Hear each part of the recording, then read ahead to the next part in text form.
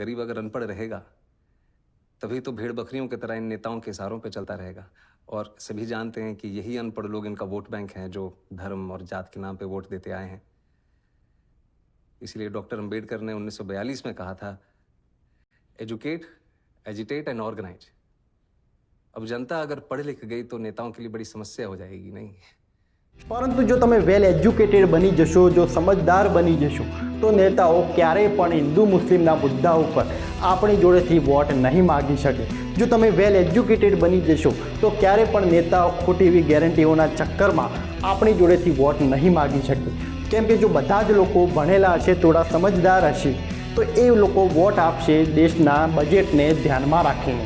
અને આવું જો થયું તો દેશની પાર્ટીઓને બહુ મોટું નુકસાન પણ થશે।